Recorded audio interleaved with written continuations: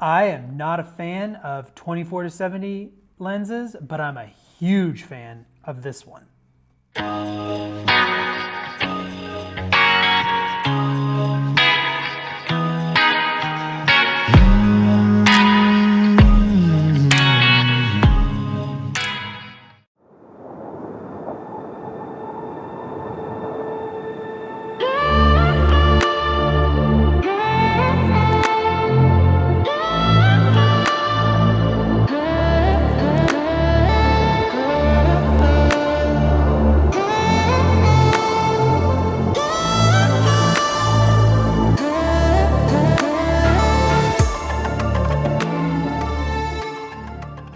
Hello everybody and welcome to the Summit Gallery.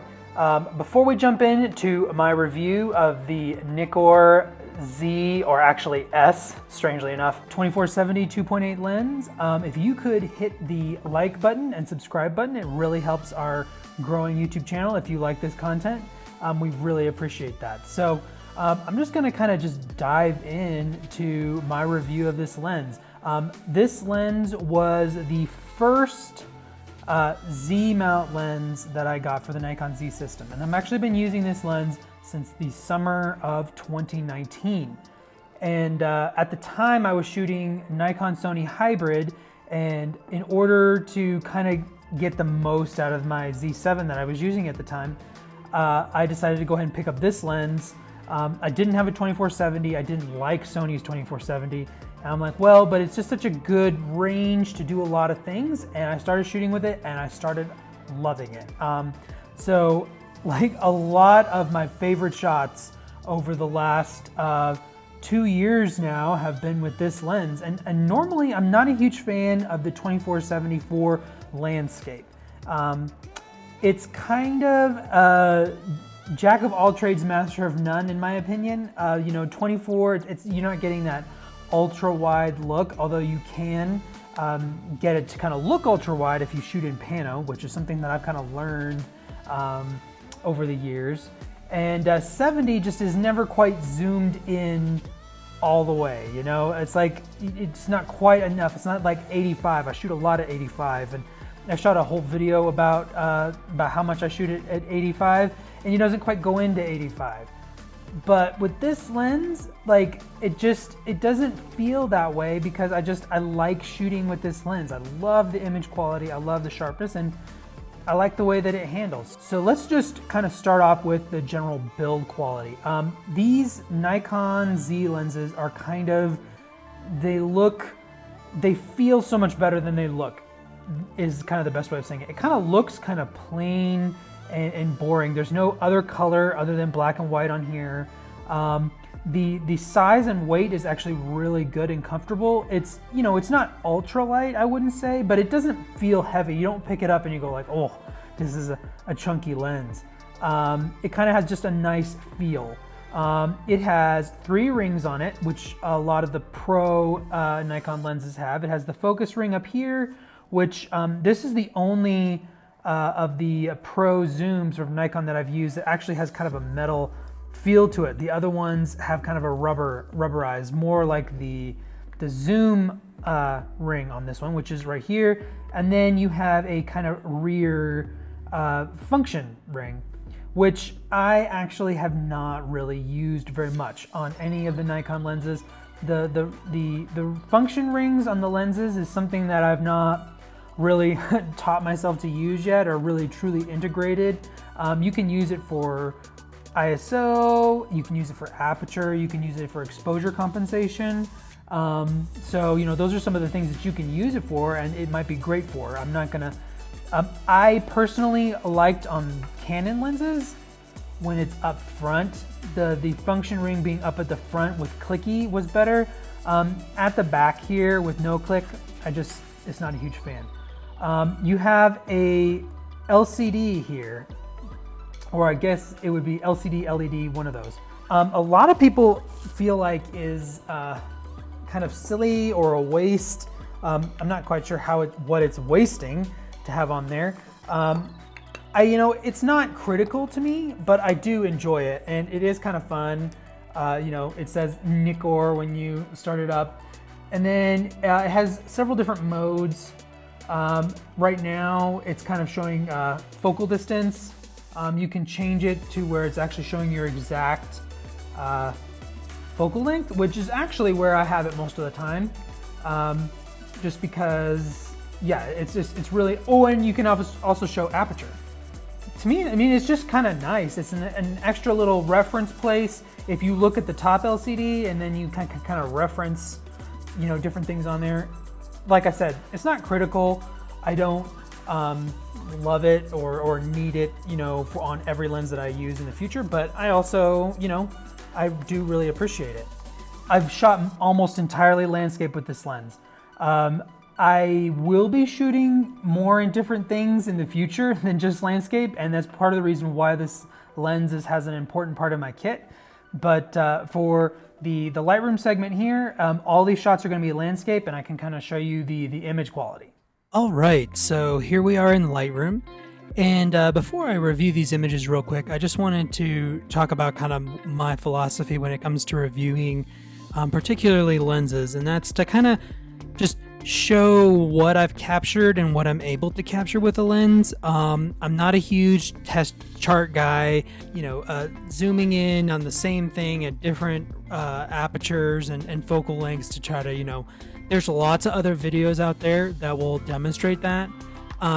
To me, it's all about like, what does a photographer use the lens for, and how do they best bring out the strengths in the lens. And so, you know, there's a variety of focal lengths, and these are just kind of my favorite images taken with this lens. I kind of wanted to clue you in on, that's kind of my philosophy, is I just kind of want to show you what I've gotten and how I use it, and that can see if that helps you make a decision, rather than just kind of setting up a test area and doing a comparison like that.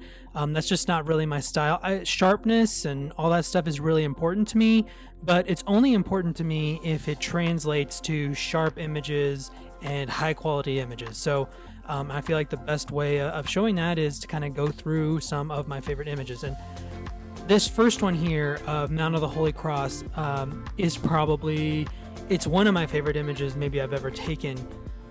It's maybe one of the ones I'm most proud of. This was taken at sunset at over 13,000 feet on the nearby Notch Mountain. We spent the night up there. Sleeping at 13,000 feet is a surreal, uncomfortable experience, but it was totally worth it to be able to shoot the sunset here. And yeah, I just am so happy with this image. There was a huge thunderstorm on our climb up that I wish I had a vlog of this adventure. It really would be good, but that was before we were shooting the adventure vlogs. But yeah, so we can kind of just zoom in here and look around the image, and you can see very, very sharp, good image quality, really good color. I think this image, more than anything, just kind of demonstrates how well this lens and the Nikon Z system renders color. And then flaring, this was shot obviously into direct sunlight, and look at there's no visible flare, no damage to the image, just a really nice, beautiful image that captured a really beautiful moment. Yeah, and we can kind of look around a little bit more at some of the sharpness, but yeah, I really love the image quality on this lens and the way that it renders. Yeah, and kind of looking straight into that sunlight there. Yeah, a beautiful place and a image I'm very happy with. And this was at f8 at 39 millimeters. It is a panorama, so it's probably around 100 megapixels, probably ISO 64. And it was handheld. Okay, this next image here is at 54 millimeters at f7.1. This was on a tripod, and this was a sunrise Mount Sneffels down in the San Juan Mountains of Colorado. And yeah, we can see, again, this is another example of the great color and just the way that the image looks. I love the way these Nikon files edit. And yeah, I really like this image. It's yeah, I mean, I've seen some maybe a sharper one than this particular one. Maybe I didn't have razor focus or who knows, but yeah, it's still really, really good. Zooming in here at 100%. but I really like the way that it looks. All right, these next couple are from Mount Rainier National Park. And this is a panorama, 52 millimeters, f9. So all these are going to be somewhat stopped down, but look at how sharp and look at how it cuts through the haze. Here, I'll just kind of dwell right here up on the summit. You can see the texture in the glacier and just really sharp, really high quality. And these are all edited images. They're not raw images, they're edited.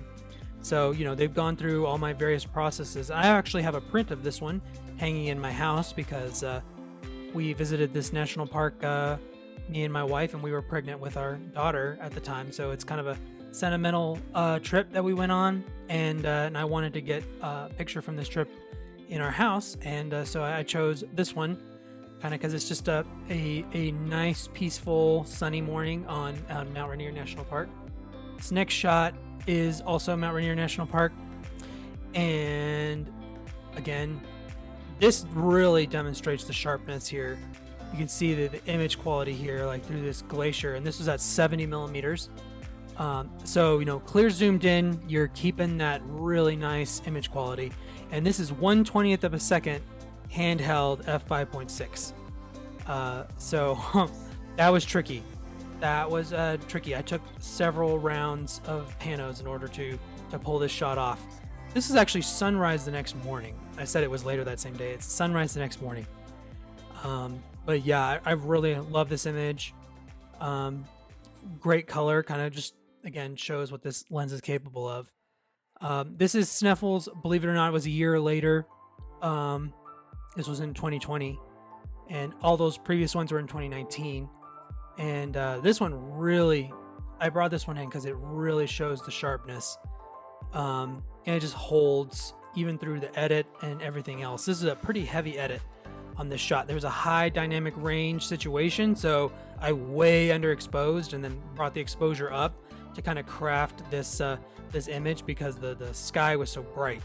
But I really liked what the cloud texture was doing, and yeah, it was a fun little hike in towards the Blue Lakes, which this next shot is the Blue Lakes at sunset. And this one's at 24, which is why I have this one. It's one of the few ones I actually shot at 24, single shot, to kind of demonstrate kind of what it's like that wide out. And as you can see, it's very sharp. This is f5.6, ISO 64. I think all of these has been at ISO 64. Yeah. And this last one is the most recent one, taken about a month and a half ago in Great Sand Dunes National Park. The creek comes down in front of the dunes every so often, every few years. The snowmelt is in such a way where the water comes down in front of the dunes, and it just made for this really kind of surreal landscape where you have the water rushing in front of the sand dunes and then the Sangre de Cristo Mountains in the background. And as you can see, again, demonstrating sharpness and all of that, color, and then the dynamic range on the Nikon Z system. Yeah, really nice. What's interesting is that this actually looks like a wide angle shot, but it was taken at 70 millimeters. It's kind of, I had to do some interesting framing with this shot to kind of get it. And at first I was shooting very wide and I just wasn't happy, and I zoomed in and I'm like, I'm getting a great foreground even though I'm zoomed in to 70 millimeters. So yeah, very pleased with the shot and feel like it's a great example of some of the great work you can get with this lens. Concluding thoughts on this lens. It's kind of got a quality to it that I've only really found with primes in the past. And that's kind of been the truth with all of these Nikon Z lenses. They're just a step above any other lens that I've used before in image quality. The autofocus is, you know, super fast, super reliable, super quiet. It's gotten to the point with modern lenses where you don't really have to talk about the autofocus anymore. Like, it's just, they're all really good. If you enjoyed this video, and if you enjoy the kind of the take we have on photography gear and videography gear, well, if you could hit the like button and hit the subscribe button, and we'll see you on the next adventure.